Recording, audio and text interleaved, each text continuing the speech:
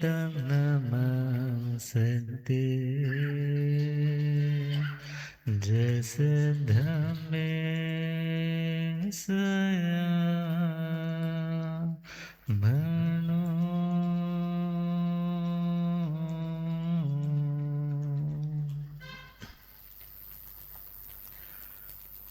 जे हाथ जोड़ गोरानो मेरी वंदना जे हाथ जोड़ गोरानो एक बार वंदना हजार बार वंदना एक बार वंदना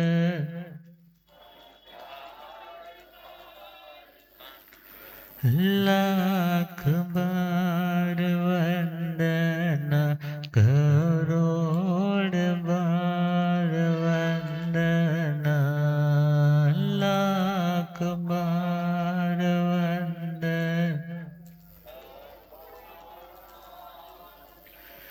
जे हाथ जोड़ गोरानो मेरी वंदना जे जोड़ गोरानो डगमग डोले नैया मेरी डगमग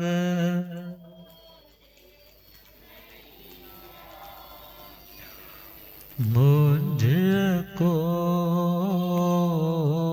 है सतगुरु तेरी मुझको होठ है जे आसा भवसागर पार लंघना जे आसा भवसागर पार जे हाथ जोड़ गोरानो मेरी वंदना जे हाथ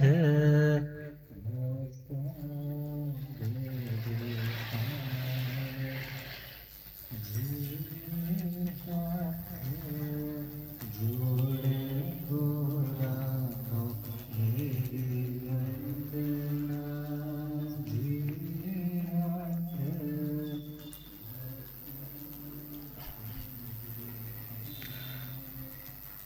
अनंत अनंत शांति के निकेतन शासनपति श्रमण भगवान महावीर स्वामी के पावन चरणारविंदों में हार्दिक भावना वंदन नमन। मेरे अंधेरे जीवन को रोशनी प्रदान करने वाले परम उपकारी आगम ज्ञान के भंडार आगम ज्ञाता आगम पुरुष जिन शास्त्ररत्न हिमाचल केसरी उपाध्याय भगवंत श्रद्धेय गुरुदेव श्री जितेंद्र मुनि जी महाराज साहब के पावन चरण कमलों में हार्दिक भावना वंदन नमन। आदरणीय विद्याभिलाषी श्री सुब्रमण्य जी, धर्म सभा में उपस्थित धर्मानुरागियों, सुशीलवती माताओं एवं बहनों, असीम पुण्योदय से भाग्योदय से आप सबको संतों का समागम और वीतराग वाणी श्रवण करने का पावन सुअवसर प्राप्त हो रहा है। आज का मंगलमय पावन दिवस ऊना नगरी के अंदर श्रद्धेय गुरुदेव का पावन मंगलमय पदार्पण और ऊना वालों की बहुत भावना थी कि गुरुदेव जब पधारे तो व्याख्यान हो और उस सत्संग में हमें भगवान की वाणी श्रवण करने का सौभाग्य मिले। तो ऐसे परमात्मा भगवान महावीर स्वामी की वीतरागवाणी, जो राग और द्वेष से मुक्त आत्मा की बातें सुनता है, वही व्यक्ति एक दिन उस स्थान तक पहुंच पाता है जहां पर आत्म स्वरूप अर्थात ना राग ना द्वेष, टोटल निष्पक्षता, टोटल क्लैरिटी और पूर्णतया सत्य दृष्टिकोण को प्राप्त करके आत्मा फिर न तो गलत डिसीजन लेता है, मीन्स गलत कर्मा करता है, और ना ही फिर उस कर्मा के भुगतान के लिए उसे संसार में भटकना पड़ता है। तो जो स्टेबल हो चुके हैं, ऐसे स्टेबल आत्माओं का सहारा लेना ही हमें स्टेबिलिटी दे सकता है। जो ऑलरेडी खुद ही अनस्टेबल है, जो खुद ही भटका हुआ है, जो खुद ही असंतुलित है, ऐसे अनबैलेंस्ड किसी जगह पर बैठ कर के व्यक्ति जो स्टेबल होना चाहता है वो भी अनस्टेबल हो जाता है। इसी प्रकार हमें यदि स्टेबिलिटी अचीव करनी है तो हमें उन स्टेबल आत्माओं के शब्दों को, उनके डिस्कोर्सेस को, उनके प्रवचनों को श्रवण करना होगा।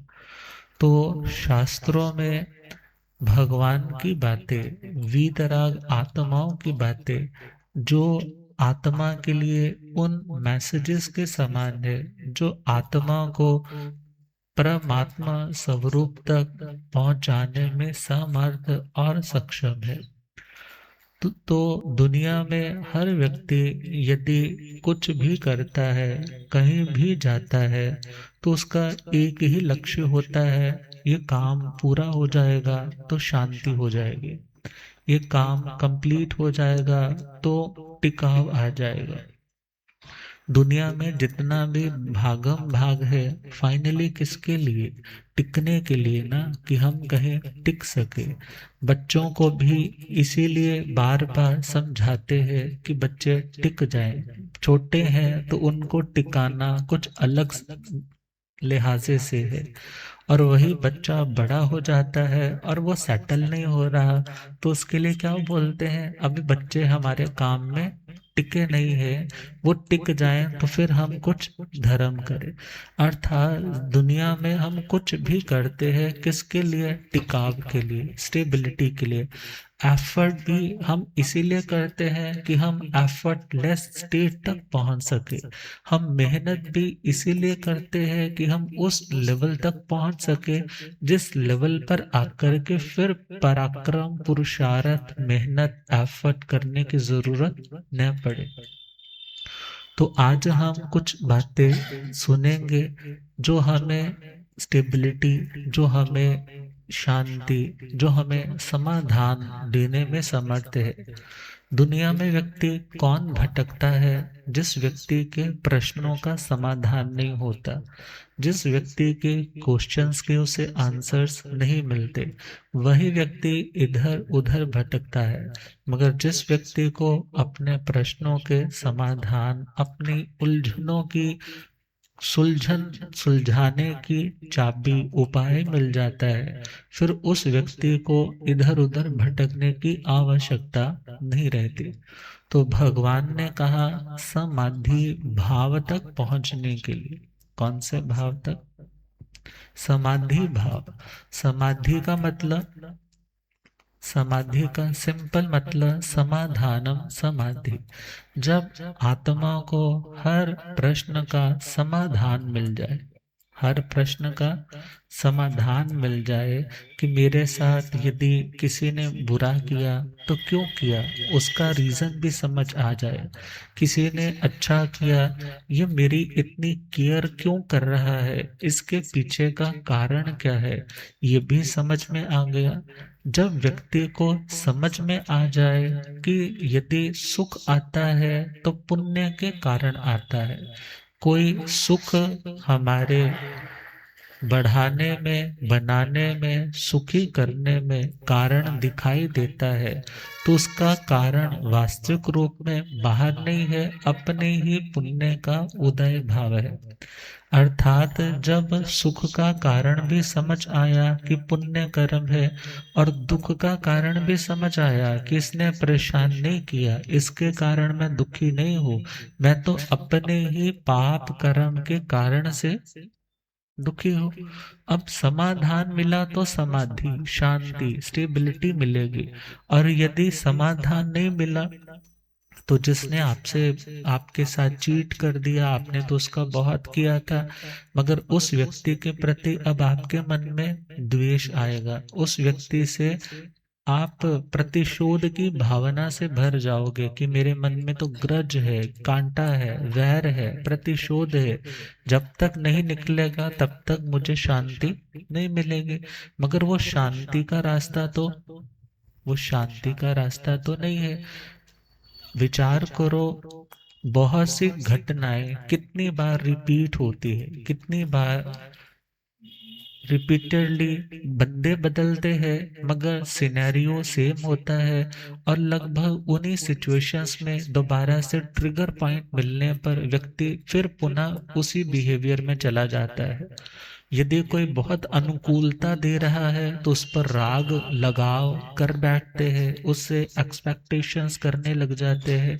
और जिससे नफरत है, जिससे द्वेष है, एक व्यक्ति जाता है, जो दूसरा हमारे किसी स्वार्थ सिद्धि में, हमारे बनते काम में, हमें लगता है यह व्यक्ति रोड़ा अटका रहा है, यह हमारे से अनुकूल नहीं प्रतिकूल चल रहा है, उसी व्यक्ति के प्रति गुस्सा आता है।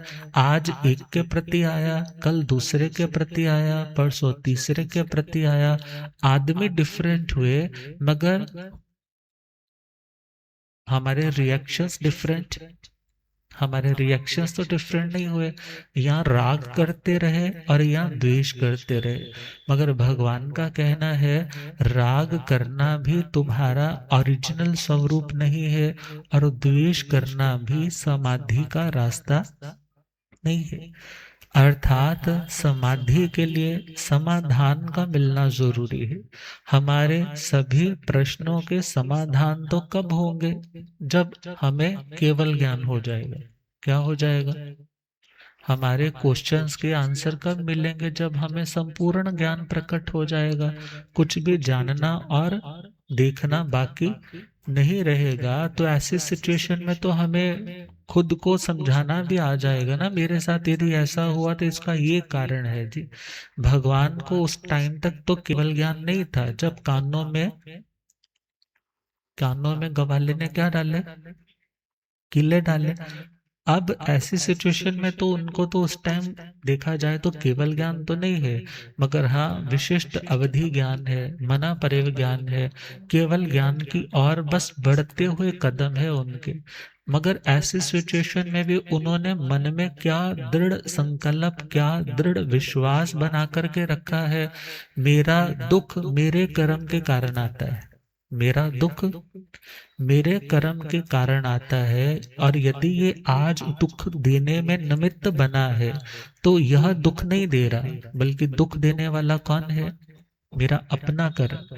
पुरुषार्थ, शक्ति लगी समता रखने में, शांति रखने में, माफ करने में, समझौता करने में शक्ति लगी। उसी शक्ति को लगाने का नाम संयम और तप। अर्थात दंड देने में समर्थ थे, मगर खुद को रोका, उसका नाम संयम। और जो कष्ट मिल रहा है उसको शांति से सहा, उसका नाम निर्जरा। उसका नाम निर्जरा मीन्स कर्म की शक्ति को घटाते हुए उसे नष्ट कर देना। तो भगवान का रास्ता, समाधि का रास्ता, समाधान प्राप्ति का रास्ता। समाधान प्राप्ति के लिए मन और इंद्रियाएं जब हमारी शांत होने लग जाए, तो समझना कि हम सही ट्रैक पर चल रहे हैं। और यदि हमारा मन हमें उलझा रहा है, यदि हमें इंद्रियों के विषय अपनी ओर खींच करके बार बार उलझन में डाल रहे हैं, इसका अर्थ हुआ कि हम समाधान में नहीं है, हम समाधि में नहीं है, हम स्टेबिलिटी में नहीं है। तो स्टेबिलिटी के लिए 4 रास्ते बताए हैं भगवान ने। दशवें कालिक सूत्र में 4 समाधि के कारण आते हैं। पहला पॉइंट है विनय समाधि। कौन सी समाधि? विनय समाधि। दूसरी समाधि है श्रुत समाधि। कौन सी? श्रुत समाधि। तीसरी समाधि, पहली विनय, दूसरी श्रुत और तीसरी है तप समाधि और चौथी है आचार समाधि। मीन्स ये चारों बातें हमारी समाधि का रास्ता है। रास्ता मीन्स जो मंजिल से जोड़ दे, जो हमें डेस्टिनेशन तक पहुंचा दे, उसका नाम रास्ता। रास्ता मतलब उपाय, उपाय मतलब रेमेडी, रेमेडी मतलब, रेमेडी मतलब अपनी मंजिल तक पहुंचने का एक व्यक्ति को रूट मिल जाए। तो इसी प्रकार भगवान ने इन उलझनों से बाहर निकलने का, अनस्टेबिलिटी से उभरने का उपाय, सपोज करो कुआं है, कुएं में से बाहर निकलने के लिए 4 रस्सियां डाली हुई। कितनी रस्सियां? 4 रस्सियां। तो पहला पॉइंट समाधि का विनय समाधि। विनय का मतलब साधारण भाषा में विनम्र होना। विनय का मतलब दूसरे के भीतर रहे हुए गुणों को देखते हुए उन गुणों की कदर करना, उन गुणों का आदर भाव से, सम्मान भाव से उनको अप्रिशिएट करना। अर्थात हर व्यक्ति की जिंदगी में गुण और अवगुण संसार दशा में होते हैं। जो संसारी आत्मा है उसमें गुण मतलब अच्छी क्वालिटीज भी होती है, अवगुण का मतलब बुरी क्वालिटीज भी होती है। मगर हम अपने हिस्से को तो दोष देखें, मगर दूसरे के जिंदगी के हिस्से के क्या देखना शुरू करें? गुण देखना शुरू करेंगे, तब भी हम किसी की रिस्पेक्ट कर पाएंगे, तब भी हम किसी से प्रेम से बात कर पाएंगे। अदरवाइज फॉर्मेलिटी तो होगी, ड्यूल नेचर तो होगी, मगर वो मजे वाली बात नहीं होगी। तो खैर, हम जब बड़ों की विनय नहीं करते हैं तो बड़ों का प्रेम नहीं मिलता है। जब हम बड़ों के प्रति विनयशील, विनम्र नहीं रहते हैं तो बड़े भी सोचते हैं कि हमने तो इनके लिए इतना किया, मगर इनके मन में क्या इतना भी नहीं आता कि हमारे प्रति थोड़ा थोड़ा सॉफ्ट कॉर्नर रखे, बोलते समय हमारी रिस्पेक्ट करे। हम यदि कुछ टोकते हैं तो उस पर एटलीस्ट सोचे, नहीं समझ आता हमारे से पूछे, और फिर भी लगता है ये ठीक नहीं है तो हमारे से आकर के दोबारा से कहे। मगर ये तो मन की मर्जी करने लग पड़े हैं, हमें पूछते भी नहीं है। और ध्यान देना, जब ऐसी सिचुएशन आती है तो अक्सर अक्सर एक कम्युनिकेशन गैप बढ़ने लग जाता है। और जब कम्युनिकेशन गैप बढ़ता है तो अंडरस्टैंडिंग की कमी आने लग जाती है। अंडरस्टैंडिंग की कमी आती है तो रिश्ते कमजोर पड़ने लग जाते हैं। रिश्ते कमजोर पड़ते हैं तो व्यक्ति अकेला अकेला महसूस करने लग जाता है, इनसिक्योरिटी फील करने लग जाता है। उसे लगता है विश्वास करूं तो किस पे विश्वास करूं। मगर भगवान का बड़ा सरल सा संदेश समाधि के लिए, समाधि मतलब शांति के लिए, समाधि मतलब तुम्हारी उलझनों का समाधान पाने के लिए पहला उपाय है विनय। पहला उपाय विनय। पंडित जी आजकल कितने उपाय बताते हैं ना, शनि ग्रह है, ऐसे ऐसे करो, ये काली मूंगी काला, ये चढ़ाओ। अब वो उपाय तो पता नहीं असर करे या नहीं करे, मगर ये उपाय जरूर असर करेंगे यदि तुम वास्तव में बिना किसी को हार्म किए, विदाउट हार्मिंग एनीवन, तुम आगे प्रोसीड ऑन करना चाहते हो, आगे बढ़ना चाहते हो। तो भगवान ने कहा उन्नति का, शांति का, उलझनों से निकलने का पहला उपाय है विनय। पहला उपाय। अब बच्चा कितना भी ढीठ क्यों ना हो जाए, मगर पेरेंट्स के मन में क्या रहता है, एक बारी मेरे को लाके तो गल करे, हाँ, उनमें भी तो एक ईगो तो होती है ना। एक बार तो मेरे से आके पूछे, एक बार तो अपनी समस्या मेरे सामने रखे, भले मुझे पता है, मगर जब तक वो आकर के बात नहीं करेगा तब तक मैं उसकी कोई मदद। बहुत से ऐसे होते हैं, माताएं थोड़ा सा सॉफ्ट कॉर्नर ज्यादा रखती है। वो कहती है तुम छोड़ो, बच्चे तो अपने ही है ना, तुम ऐसे लटकाओगे तो मेरे से तो बच्चों की ये दशा देखी नहीं जाती। मगर एनीवेज, पहला पॉइंट है विनय। विनय देखा जाए तो यदि छोटों के अंदर विनय है तो वो ज्ञानवान बनेंगे। वो क्या बनेंगे? ज्ञानवान। ज्ञानवान बनने के लिए जरूरी नहीं है कि हमें किताबों से ही ज्ञान मिलता है। बहुत बार हम किसी अनुभवी व्यक्ति के पास थोड़ी देर बैठ करके कई किताबों का निचोड़ प्राप्त कर सकते हैं। कई किताबों का निचोड़ प्राप्त कर सकते हैं। और सेकंड पॉइंट है, विनय का मतलब ये भी नहीं है कि सामने वाला यदि बड़ा है तो वो बड़े होने के नाते सामने वाले को बिल्कुल अहमियत ना दे, बल्कि सेल्फ रिस्पेक्ट का ध्यान रखना उसका भी कर्तव्य है। सामने वाले का भी एक अपना स्वाभिमान है, उसका भी ध्यान रखना जरूरी है। अदरवाइज आज तो तुम साधन संपन्न हो, अथॉरिटेटिव हो, और वो व्यक्ति तुम्हारे पर डिपेंडेंट है, और यदि आज तुमने उस व्यक्ति की स्वतंत्रता का ध्यान नहीं रखा तो आने वाले समय में वही व्यक्ति वायलेंट होकर के, रेवोल्यूशनरी बन करके, प्रतिशोध की भावना से भर करके तुम्हारे साथ बगावत कर बैठेगा।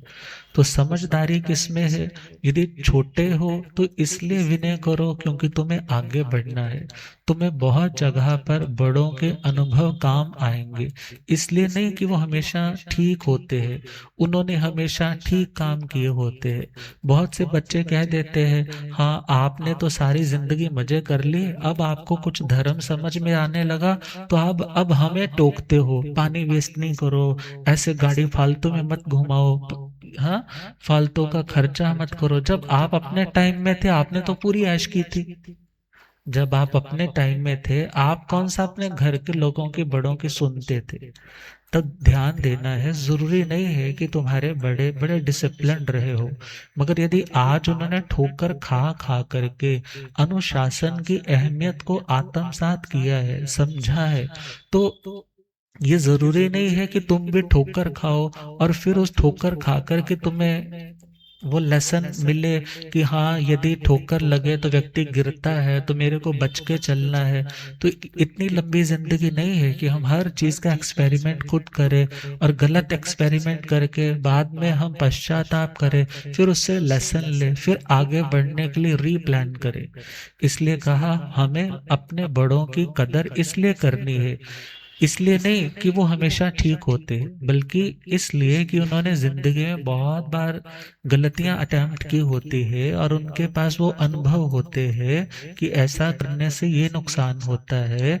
या उन्होंने अपनी जिंदगी में ऐसे बहुत लोगों के किस्से सुन रखे होते हैं, क्योंकि उनके पास बैठेंगे तो कुछ सुनने को मिलेगा। और यदि एक छोटा बच्चा मीन्स लर्निंग स्टेज वाला व्यक्ति यदि कुछ बढ़ना चाहता है तो उसे विनयशील होना बहुत जरूरी है। विनयशील नहीं होगा तो उसकी प्रोग्रेस, उन्नति नहीं हो पाएगी। और दूसरा पॉइंट है, जो बड़े हैं उन्हें भी किसी हद तक हार्ड होना चाहिए, मगर इतने भी हार्ड नहीं होना चाहिए, इतने भी कठोर नहीं होना चाहिए कि सामने वाला बच्चा आपसे अपनी कोई बात शेयर ही ना कर पाए। और बहुत बार क्या होता है, पेरेंट्स कहते हैं कि हमारे बच्चे हमारे से बात तो नहीं करते, अपने दोस्तों से हर बात कर लेते, अपने दोस्तों से हर बात कर ले। अरे जो घर की पर्सनल बातें हमें पता होनी चाहिए, जो उनकी जिंदगी की प्रॉब्लम्स को सॉल्व करने के लिए उन्हें हमारे पास आना चाहिए, मगर वो शेयर ही नहीं करते। और कई बार स्ट्रेस लेवल इतना बढ़ जाता है, अकेले बैठने लग जाते हैं, किसी से बात नहीं, किसी से हाँ नहीं हूँ नहीं, तो घर वाले भी डॉक्टर के विजिट करते हैं। अब वहां पर पैसे दे करके फिर काउंसलिंग की जाती है और अपने सारे दिल की भड़ास निकाली जाती है कि मैं इस बात से ट्रबल में हूँ, इस बात से मैं दुखी हूँ। अब पेरेंट्स तो बोल देते हैं कि वो हमारे से बात नहीं करता है, मगर उसके पीछे क्या कारण है? क्या आपने स्पेस रखी? क्या उसको जगह दे करके रखी कि हाँ बेटा तुम यहाँ तक, इस लेवल तक अपनी बात रख सकते हो? अर्थात यदि आपने हमेशा पलट करके यही बोला तुम्हें तो अकल आनी ही नहीं है, तुम्हें तो कुछ पता ही नहीं है, तुम तो कुछ कर ही नहीं सकते हो, इस तरीके से तुमने हर बात को बोला है, तो सामने वाला भी सोचता है इनको बताने की जरूरत ही क्या है, इनको बता करके क्या हो जाएगा, इन्होंने तो आगे से क्या करना है, हाँ आगे से तो अटैक ही करना है।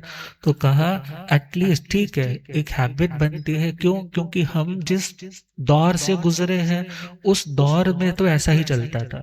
हाँ पुराना जमाना होता, 10-10 बच्चे होते थे, एक रूठ भी गया, एक घर से चला भी गया तो ज्यादा प्रॉब्लम नहीं होती थी। मगर आज तो ले दे करके कितने होते हैं, हम दो हमारे दो। तो ऐसे सिचुएशन में भी आप उनकी बात नहीं सुनोगे, तो सुनोगे नहीं तो समझाओगे कैसे? क्योंकि समझाना अलग चीज है और थोपना अलग चीज है। समझाना अलग चीज है और थोपना अलग चीज है। हम जब बिना समझाए सिर्फ थोपने की बात करते हैं तो सामने वाला बहुत बार तुम्हारे से कटने लग जाता है। मगर विनय का मतलब छोटों को तो झुक करके चलना ही है, मगर बड़ों को भी अपने आप को कुछ हद तक सॉफ्ट बनाने की कोशिश करनी है। यह सोचना है कि मैं यदि इनके प्रति आज मर्सीफुल बनूंगा, इनके लिए यदि काइंड हार्टेड सॉफ्ट हार्टेड बनकर के चलूंगा, भले मैं जुबान से कठोर हूं मगर हृदय में मेरे इनके प्रति प्रेम है, तो मैं इनको बिठा करके इनको समझाऊं, ये अंडरस्टैंड कर पाए कि मेरा बिहेवियर ऐसा है नहीं, ऐसा था नहीं, मगर तुम्हारी इन सिचुएशंस के कारण ऐसा हुआ। तो सामने वाला भी सोचता है अच्छा ये कारण है, तो हम कुछ खुद को चेंज करने की कोशिश करें।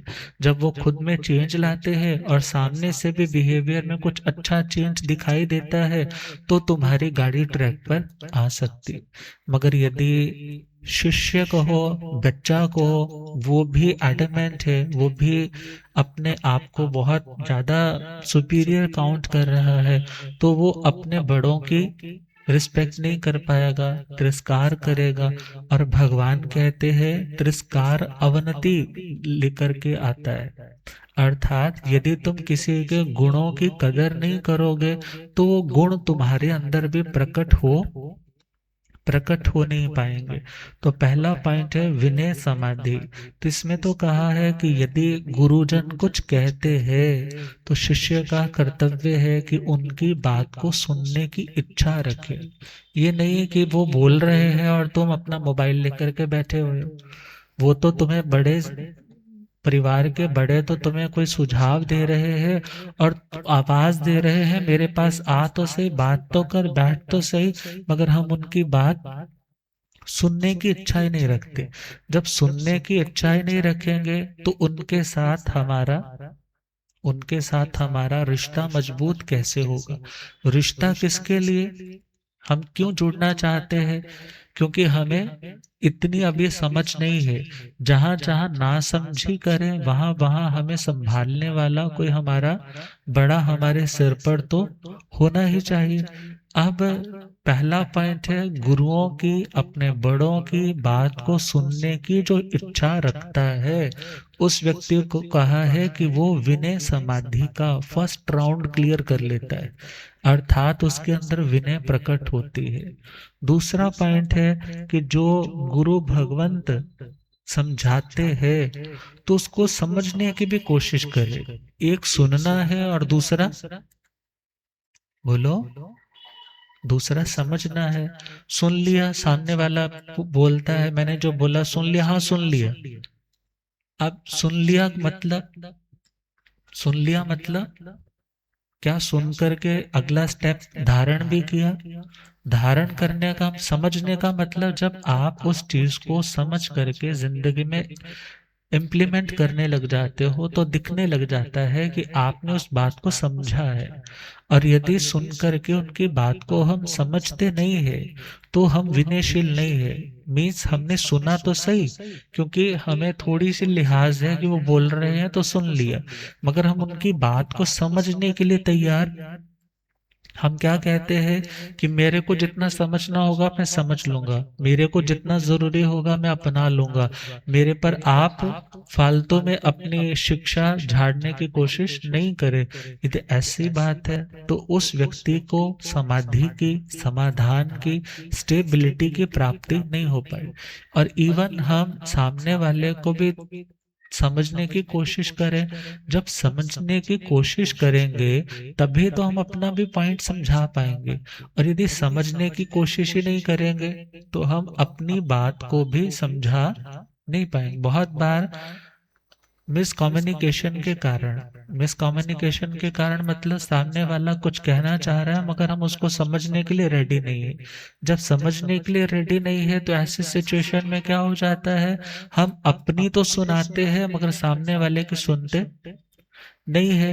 तो वहां पर दोनों के दरमियान जो एक अंडरस्टैंडिंग बननी चाहिए थी वो नहीं बन पाती।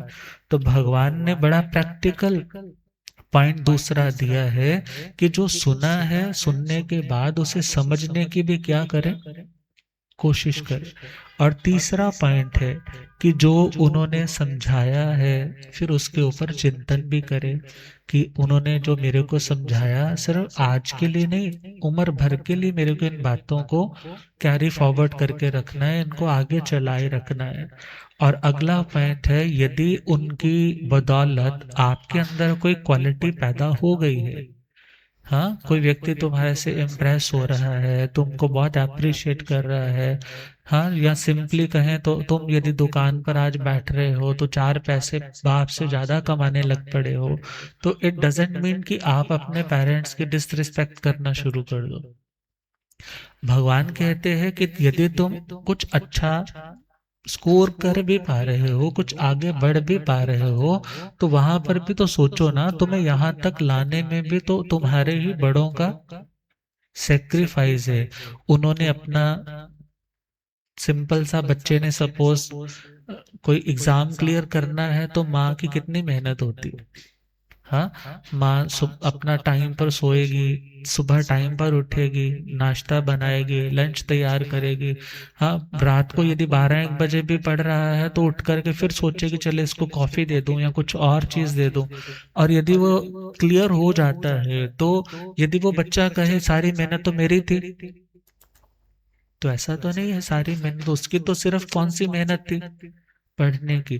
मगर पढ़ना भी कब संभव हो पाया, जब एटमॉस्फेयर उसको पढ़ाई का मिला, अदरवाइज वो व्यक्ति पढ़ भी नहीं सकता था। इसी प्रकार आप यदि एजुकेशनल फील्ड में बहुत आगे बढ़ गए हो या प्रॉपर्टी वाइज इकोनॉमिकली लेवल में तुम आगे बढ़ चुके हो, तो इसका मतलब है तुम्हारे पीछे किसका हाथ है, तुम्हारी इस प्रोग्रेस में। हाँ, दिख तो नहीं रहा है ना, मगर यदि जब अकेले बैठकर शांति से सोचोगे तो ध्यान आएगा कि कितने लोगों की मेहनत है, कितने हमारे माता पिता की दुआएं हैं जिसके कारण इस लेवल तक पहुंचे। तो चौथा पॉइंट है, यदि हम किसी अच्छे लेवल तक पहुंच भी जाएं तो हमें अपने उस लेवल का घमंड, गर्व नहीं करना, बल्कि उस समय अपने बड़ों को धन्यवाद देना, ग्रैटिट्यूड फील करना कि इनकी बदौलत हमारी मेहनत सफल हो पाई, इनकी बदौलत हम इस लेवल तक पहुंच पाए। जब ये बातें आएंगी, भगवान कहते हैं तुम्हारे अंदर अशांति नहीं टिक पाएगी, तुम्हारे अंदर असमाधि, उलझन, कॉन्फ्लिक्ट्स क्रिएट नहीं होंगे, होंगे तो शांत हो जाएंगे। कब, जब तुम्हारे अंदर विनय आएगी। कौन आएगी, विनय आएगी। विनय का सिंपल सा मतलब down to earth, down to down to earth. जब हम पहाड़ों ऊपर नादौन से आ रहे हैं तो क्या देख रहे थे कि ऊपर वाली सड़क पर किनारे पर वृक्ष लगा है, जब नीचे घूम करके आए तो उस वृक्ष का जो तना है, उसकी जड़ें हैं, वो क्या थी, वो नीचे वाली सड़क पे भी मतलब पहाड़ी के साथ कितनी कितनी लंबे मीटर तक नीचे तक पहुंची हुई थी। अर्थात जिन वृक्षों की जड़ें बिल्कुल डाउन टू अर्थ है ना, वो वृक्ष बड़ी बड़ी आंधी तूफानों को सह सकता है, झेल सकता है। और जो सिर्फ ऊपर ऊपर वाला हो, हाँ, जिसकी जड़ें अभी गहरी न गई हो, तो फिर वो आंधी झोंकों का मुकाबला। तो डाउन टू अर्थ का मतलब तुम प्रोग्रेस करो, बाहर से बिल्डिंग तो बहुत ऊंची, मगर यदि फाउंडेशन मजबूत नहीं है तो वो बिल्डिंग ज्यादा देर चलने वाली नहीं है। अर्थात उस टिकाव के लिए विनय रूपी फाउंडेशन का होना जरूरी। गुरुदेव पधारे। हो रब मेरा सतगुरु बन के आया।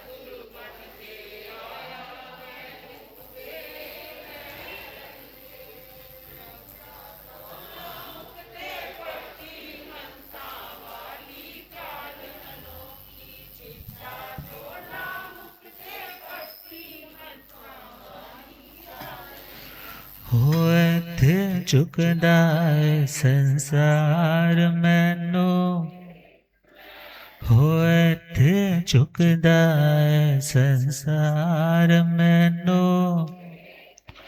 हो रब मेरा सतगुरु बन के आया। बोलिए आगम ज्ञाता आगम पुरुष जन शास्त्र तन हिमाचल केसरी उपाध्याय भगवंत श्रद्धे गुरुदेव श्री जितेंद्र मुनि जी। तो विनय का मतलब सिर्फ बड़ों की ही कदर करना नहीं। विनय का मतलब तुम अपने सह मतलब समान लेवल के लोगों की भी एबिलिटी की रिस्पेक्ट करो, और अपने से जो सपोज निम्न वर्गीय भी है, स्टैंडर्ड लेवल वाइज इकोनॉमिकली देखा जाए, तो उनके लिए भी तुम्हारे मन में क्या होना चाहिए, रिस्पेक्ट का भाव होना चाहिए। अर्थात जब तुम हर व्यक्ति के प्रति रिस्पेक्टफुल बने रहोगे, तो तुम, सिंपल सी बात है, जो ऑफिसर्स रैंकिंग में अच्छे अच्छे ऑफिसर्स होते हैं, और वो लोग जब अपने अच्छे लेवल पर आकर के बहुत बार दूसरों को टॉर्चर कर देते हैं। हाँ, किसी ने बात नहीं सुनी तो उस व्यक्ति को या तो सस्पेंड करवा देंगे, या उसकी प्रमोशन को रोक देंगे, या कुछ कुछ भी ऐसा कर देंगे। तो ऐसी सिचुएशन में क्या होता है, शत्रुता के बीज उसने बोली, शत्रुता के बीज बोलिए, और उसका नुकसान क्या आता है। आज तो हमारे पास अथॉरिटी थी और उस अथॉरिटी का हमने मिसयूज कर लिया, मगर हमेशा तो अथॉरिटी रहने वाली, हमेशा तो रहने वाली नहीं है। और फिर बहुत बार देखते हैं उन लोगों को काम पड़ता है, तो उनके जो कभी उनसे नीचे वाले स्तर के ऑफिसर थे, आज वो अच्छे अच्छे रैंक पर आ जाते हैं, और फिर वही उनको तकलीफ पहुंचाने के लिए प्लान करते हैं, उन्हीं अपनी पुरानी रंजिशों को निकालने के लिए काम करने लग जाते हैं। अर्थात यदि आप अच्छे लेवल पर आज हो, बड़े हो, तो तुम्हारी सोच भी बड़ी होनी चाहिए। तुम्हारी सोच बड़ी का मतलब तुम अपने से छोटे लोगों को भी किसी तरह से ट्रबल करने का, हार्म करने का, डिसरिस्पेक्ट करने का प्रयास न करो। क्यों? क्योंकि कल को वो मेहनत करके अच्छे रैंक पर आएगा, तुम्हारा सामर्थ्य हमेशा एक जैसा तो नहीं ना रहेगा। जब तुम उस जगह से हटोगे, मीन्स जब तुम्हारी अथॉरिटी तुम्हारे हाथों से जाएगी, अथॉरिटी दूसरे के हाथों में जाएगी, तो ऐसी सिचुएशन में फिर तुम्हें तकलीफ का सामना, तुम्हें बहुत लंबे समय तक उस मानसिक उलझन का सामना करना पड़ सकता है। तो जो व्यक्ति अधिकार संपन्न होकर भी विनम्र रहता है, विनयशील रहता है, फिर सामने वाले व्यक्ति के पास अपनी ओर से हम कोई कारण प्रेजेंट नहीं कर रहे कि तुम मेरा आने वाले भविष्य में बुरा करो। अर्थात जब हमने विष के पौधे अपने हाथों से लगाए ही नहीं, तो फिर उस विष के पौधों के फल खाने भी हमें पड़े पढ़ेंगे नहीं। तो भगवान का कहना, पहला पॉइंट साधना में मीन्स एटर्नल पीस की जो प्रैक्टिस है कि हम शाश्वत सुखी हो सके, तो पहला पॉइंट है कि हम विनयशील होना सीखे। क्या होना सीखे? पहाड़ी चढ़ते हैं तो पीठ हमारी झुकने लग जाती है, पहाड़ी उतरते हैं तो पीठ हमारी स्टिफ हो जाती है, अकड़ जाती है ना। तो वेरी सिंपल, जब अकड़न आए तो मीन्स हम उतर रहे हैं, और यदि झुकाव आए तो इसका मतलब हमारी पकड़ आगे की ओर बढ़ रही है। तो इसीलिए कि हम आगे बढ़ना चाहते हैं तो हम विनम्रता के साथ आगे बढ़े। विनम्रता के साथ आगे बढ़ने वाले के रास्ते में अवरोध, रुकावटें ज्यादा नहीं आती है, और वो जल्दी आगे बढ़ जाता है। और जो व्यक्ति अकड़ा हुआ रहता है, दूसरों से हर बात पे दूसरे को डोमिनेट करने में लगा रहता है, तो फिर ऐसे व्यक्ति को कहते हैं कि ऐसी हार का सामना करना पड़ता है कि अपने भी उसको धोखा दे करके वे दूसरों के साथ मिल जाते हैं। तो भगवान का मंगलमय संदेश, पहला उपाय समाधि का, विनय समाधि। दूसरा उपाय है श्रुत समाधि। दूसरा उपाय, श्रुत का मतलब सुना हुआ। मीन्स हम यदि कुछ पढ़े, यदि कुछ सुने, उसका लक्ष्य क्या है, उसका प्रयोजन क्या है? उसका प्रयोजन शांति। उसका प्रयोजन क्या है? यदि आज आप लोग आज सुनने के लिए आए हैं तो क्यों आए हैं? कि हमें कोई चंगी गल सुनने मिलेगी, पता नहीं सुनी हुई गल कितने काम आ जाए। मीन्स कुछ अच्छा सुनेंगे तो हमारे भी काम आ सकता है। कुछ अच्छा सुना है तो कभी दूसरे को भी हम अच्छी चीज समझा सकते हैं। मगर खुद ही अच्छा नहीं सुना हुआ, अच्छी चीजें एक अच्छी नहीं की। सिंपल, यदि एक पिता ने पैसा अच्छे टाइम में अच्छा कमाया हुआ है मेहनत करके, तो सपोज उसने अपने दोनों बच्चों को प्रॉपर्टी वाइज भी डिवीजन करके दे दिया, मगर एक बच्चे का काम जितना दिया था सारा चला गया। सारा चला गया मतलब फिर वो दोबारा उसी सिचुएशन में आ गया। अब पिता बच्चे की हेल्प करना चाहता है, मगर चाहत कब पूरी होगी पिता की? जब उसके पास भी पैसा होगा। अब है तो टाइम आने पर वो दूसरे को भी दे सकता है, और है ही नहीं तो कहाँ से हेल्प करेगा? इसी प्रकार यदि अपने पास नॉलेज है, आपने कुछ अच्छा पढ़ा है, अच्छे लोगों की संगति की है, तो आपके भी काम आ रही है। क्यों? क्योंकि आप यदि कुछ भी गलत करने जाते हो तो वो आपको अंदर से एक प्रिक ऑफ कॉन्शियस लगती है, ये मुझे नहीं करना है। कर बैठते हो या कर रहे हो तो उसमें ज्यादा रस नहीं लेते हो। करने के बाद भी लगता है कि ये फालतू की चीज थी, मैंने यूं ही इस चीज को ट्राई किया, मेरे को तो इससे ऊपर उठना चाहिए था, मुझे तो इससे गुजरना है, इसमें रहना नहीं था। और तीसरा पॉइंट है, यदि हमने कुछ अच्छा सुना है, पढ़ा है, आज तो मन टिका है, सुन रहे हैं तो मन टिक रहा है, हाँ मन डाइवर्ट नहीं है ज्यादा। मगर आज तो मन अच्छा है, मगर आने वाले भविष्य में कभी ऐसी सिचुएशन या अपना कोई कर्म ऐसा उदय आ गया कि हमारा मन भटक गया, हम गलत ट्रैक पर बढ़ने लगे, मगर उस समय कोई दूसरे को तो पता भी नहीं है इसके मन में क्या चल रहा है, मगर अपने अंदर ही अंदर चल रहे तूफान को शांत करना है तो कैसे करोगे? यदि कुछ अच्छा अच्छा सुना होगा, अच्छा पढ़ा होगा, उसके आधार पर ही तो खुद को सेटल डाउन करोगे। और चौथा पॉइंट है, यदि कोई दूसरा व्यक्ति अशांत है, मन उसका अनस्टेबल हो रखा है, और उसकी बातों से, बिहेवियर से पता चल रहा है, मगर बहुत सी जगह होता है ना, बहुत से लोग कह देते हैं ਤੁਹਾਡੇ ਨਾਲ ਤਾਂ ਗੱਲ करके ना मन ਨੂੰ ठंड पै गई, दिल ਨੂੰ आराम मिल गया, समाधान मिल गए, और ऐसा लग रहा है कि बस और कुछ नहीं चाहिए, बस आपके पास बैठे रहे। ये क्यों हुआ? क्योंकि जिस व्यक्ति ने साधना की है, प्रैक्टिस की है, अच्छा पढ़ा है, सुना है, चिंतन किया है, उसके पास बैठ करके अशांत मन को भी राहत मिल जाती है। क्योंकि जैसे गर्मी में तपा हुआ व्यक्ति यदि सरोवर के किनारे जाकर, तालाब के किनारे जाकर भी बैठ जाए तो क्या महसूस होती है? ठंडक महसूस होती है ना। और यदि वो तालाब में उतर जाए फिर तो कहना ही क्या। इसी प्रकार यदि आप किसी अच्छे अभ्यासी व्यक्ति के पास, जिसका सत्संग का अभ्यास है, मंत्र साधना का अभ्यास है, या जिसका ज्ञान की बार बार पुनरावृत्ति, जैसे बार बार पढ़ने का अभ्यास है, क्योंकि जो पढ़ेगा उसकी भावनाएं भी तो निर्मल होंगी ना। और जिसकी अपनी भावनाएं निर्मल है तो उसके पास बैठोगे तो तुम्हारी भावनाएं भी क्या होंगी, तुम्हारी भावनाएं भी निर्मल होंगी। तो भगवान ने कहा तुम यह सोचकर कि यदि अच्छा सुनते हो कि पहला पॉइंट, मुझे अच्छी बातों का ज्ञान होगा, मेरा टाइम व्यर्थ नहीं जाएगा, मैं इसलिए कुछ पढ़ूं, मैं इसलिए कुछ सुनूं। दूसरा पॉइंट, मेरा मन इधर उधर भटक जाता है, मगर जब मैं अच्छा सुनूंगा पढ़ूंगा तो मेरा मन एकाग्र हो जाएगा। अनकॉन्सेंट्रेशन देखा जाए तो आजकल कंसंट्रेशन लेवल बहुत जल्दी ब्रेक हो रहा है, तो उसका कारण क्या है? सबसे बड़ा कारण तो है कि दुनिया में वर्सेटिलिटी बहुत बढ़ गई, चॉइस के लिए चीज ज्यादा बढ़ गई, वैरायटी ज्यादा बढ़ गई। अब वैरायटी बढ़ने के कारण व्यक्ति सिलेक्ट कम कर पाता है। जब सिलेक्शन नहीं कर पाता तो भटकाव ज्यादा रहता है। तो भटकाव को कम करने के लिए सबसे अच्छा माध्यम है आप अच्छा सुनना शुरू करें, अच्छा पढ़ना शुरू करें। क्योंकि जैसा हम सुनते हैं वैसा सोचते हैं, जैसा सुनते हैं वैसा सोचते हैं।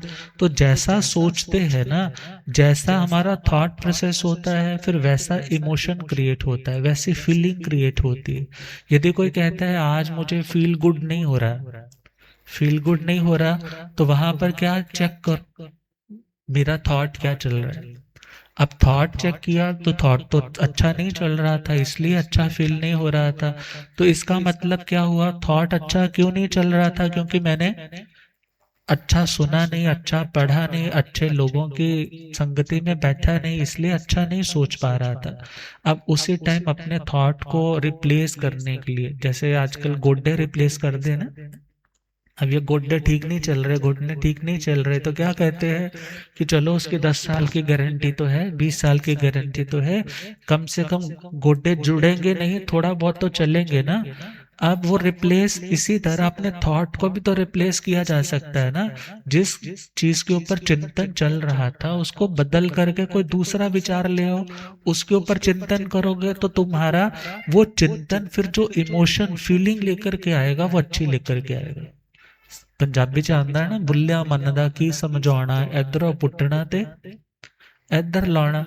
अर्थात इसी प्रकार मन यदि इस जगह पर जाकर के अशांत हो रहा है तो वहां से उसको लौटा करके किसी अच्छी जगह पर लगाने का नाम ही साधना है। और वो साधना कब आएगी? जब हम अच्छा सुनेंगे, तो उसका नाम है श्रुत समाधि। तीसरी है तप समाधि, तपस्या से भी शांति, समाधि, समाधान मिलते हैं। मगर कब? जब वो तपस्या हम इस दुनिया के किसी प्रलोभन के चक्कर में आकर के नहीं, दुनिया की किसी वस्तु की कामना को लेकर के नहीं करते, और ना ही कोई परलोक में मेरे को स्वर्ग मिले ये सोच करके तप करते हैं।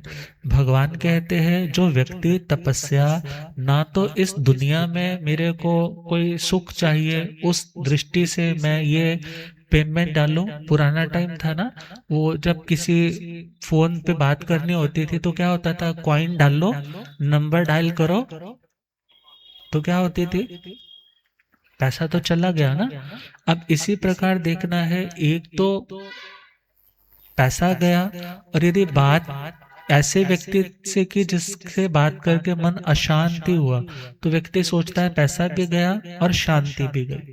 मगर अब सिंपल सी बात है, हम अपना क्वाइन मतलब अपनी साधना, अपनी तपस्या के बदले में यदि सिर्फ दुनिया की चीजें मांग रहे हैं, तो वो सिंपली हम वो चीज मांग रहे हैं जो एवरलास्टिंग नहीं है, जिसने आकर के चले जाना है और जिसने पुनः हमें दोबारा से अनस्टेबल कर जाना है। क्यों? क्योंकि हमें उसकी लत लगेगी, उसके बिना फिर रहा नहीं जाएगा।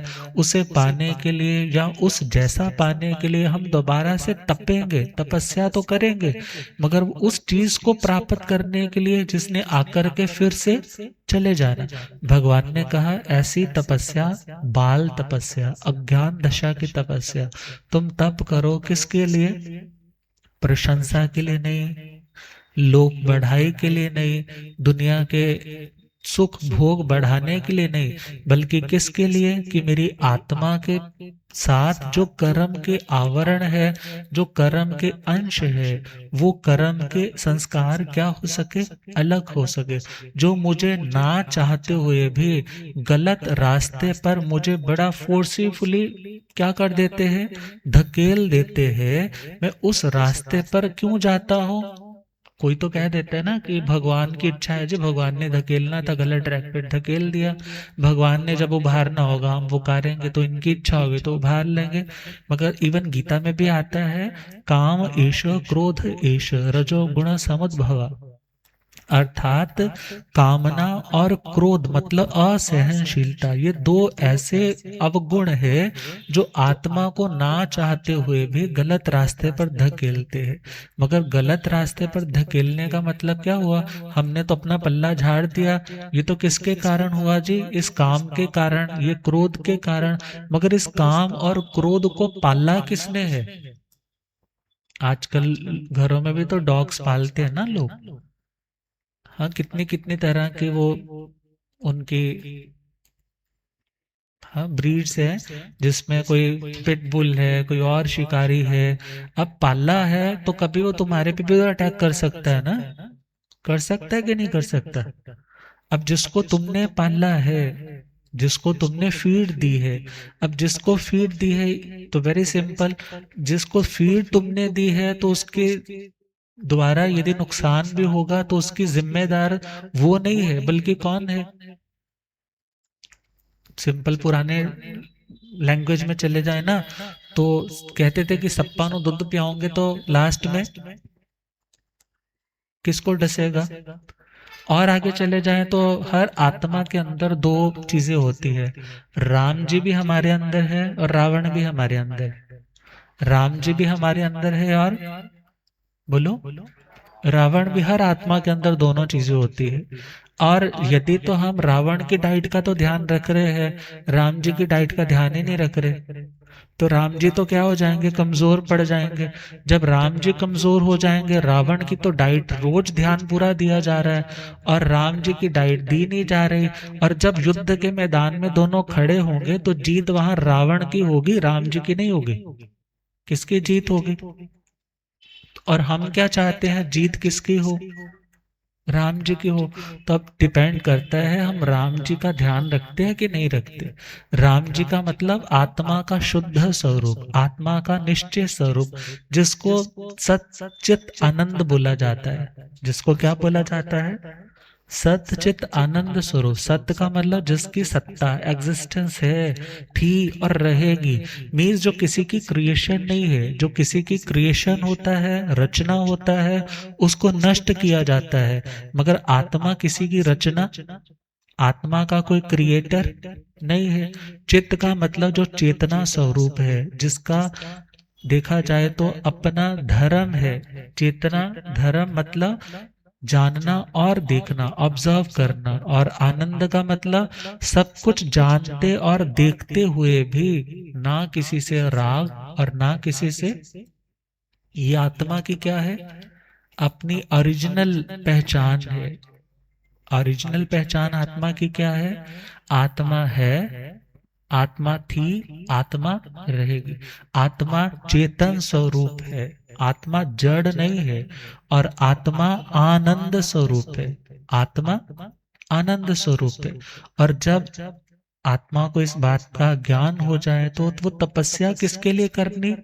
कि मैं अपने राम जी को प्रकट कर सकूं, राम जी को स्ट्रेंथ दे सकूं। क्यों? क्योंकि मैं रावण को हराना चाहता हूं, अपनी उन बुराइयों को हराना चाहता हूं जो बुराइयां मुझे धकेलती है गलत ट्रैक पे, और बाद में पश्चाताप के आंसू मुझ आत्मा को बहाने पड़ते हैं।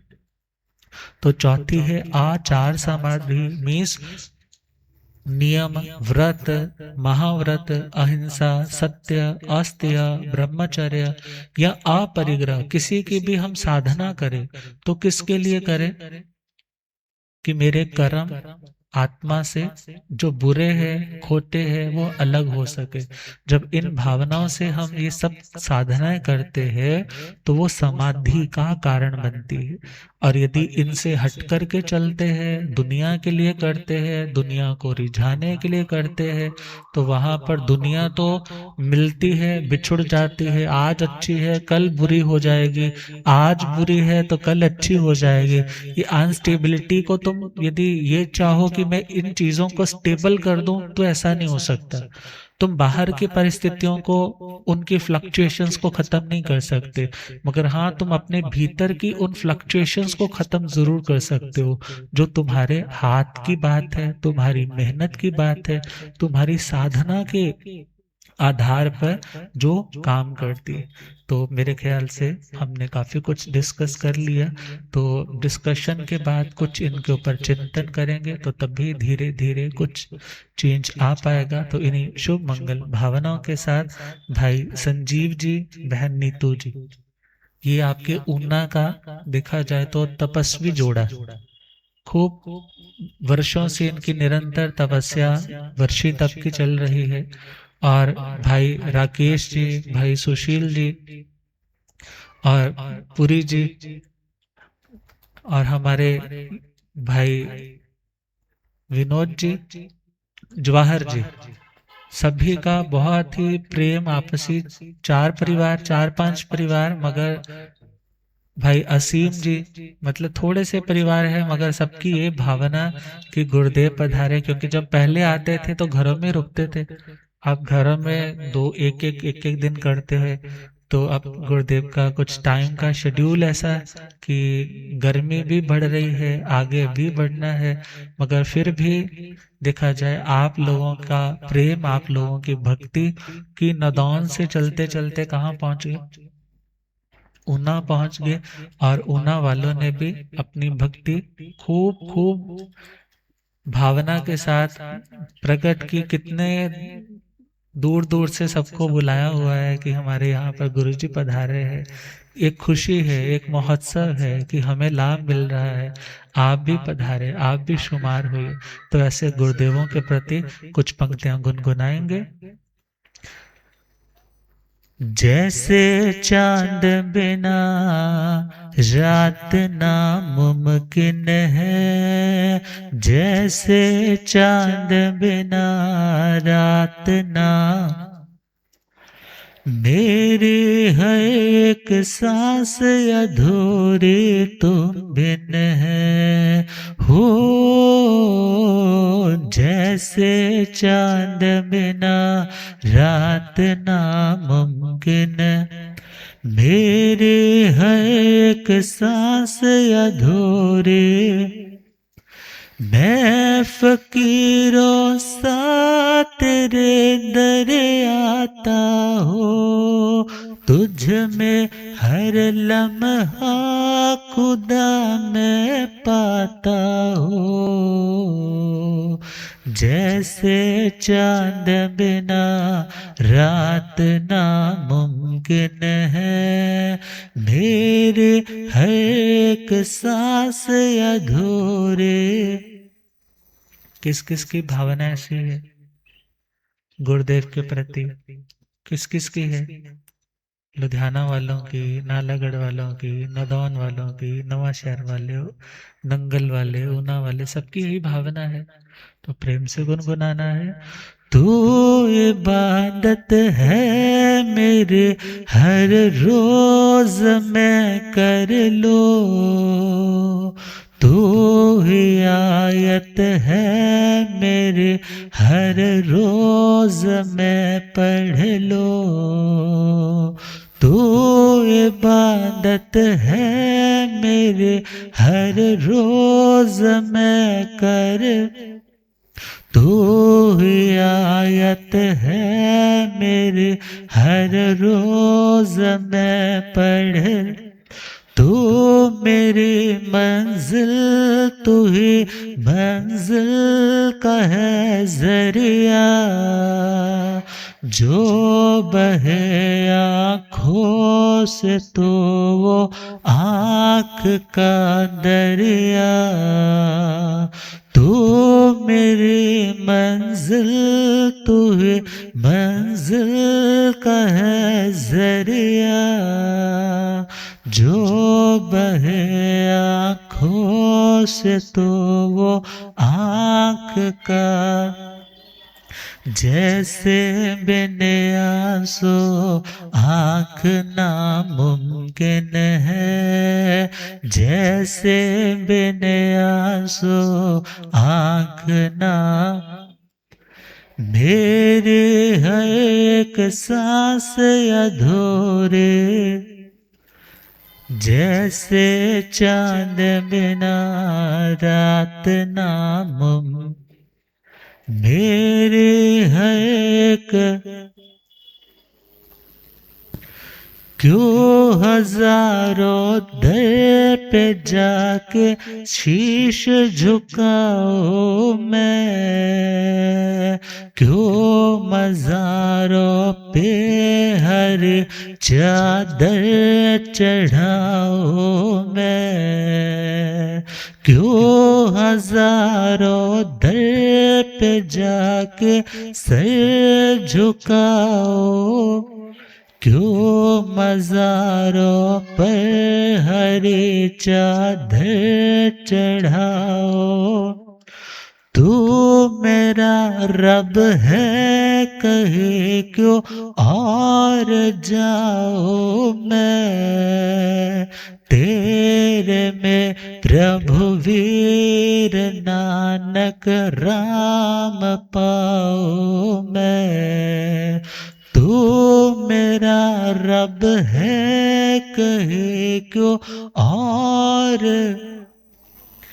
तेरे में प्रभु वीर नानक राम।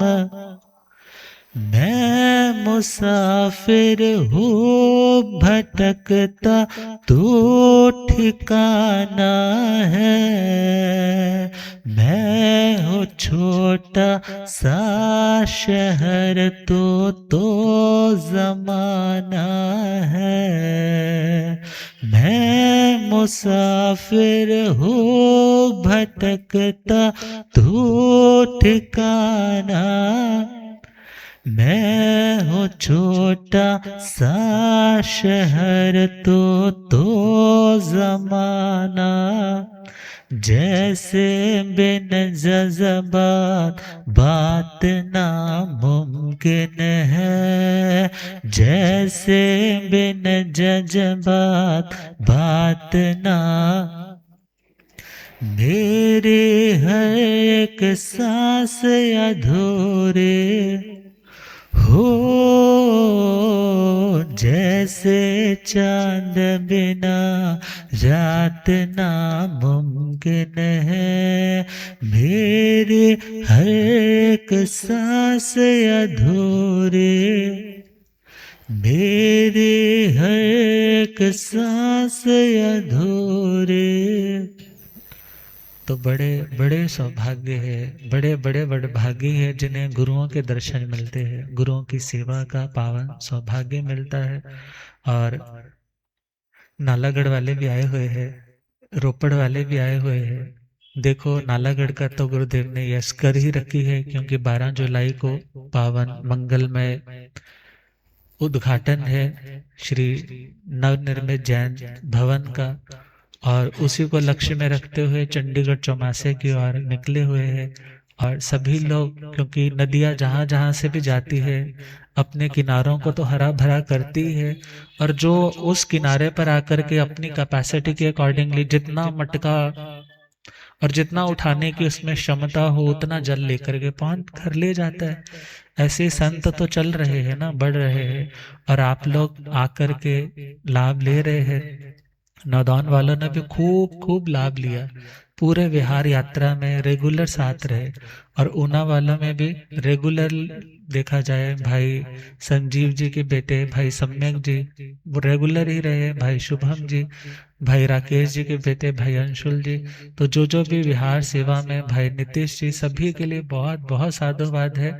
और नदौन वालों की हिम्मत के लिए तो उन्हें बहुत बहुत साधुवाद है। इसी प्रकार भावना आपकी बनी रहे। और लुधियाना वाले भी सब, आज तो देखा जाए तो संजीव जी ने यहाँ ऊना वालों ने सबको बुला रखा है कि गुरुदेव पधारे, और जो गांव से भी गुरुदेव के परिवार से भी पधारे हुए हैं।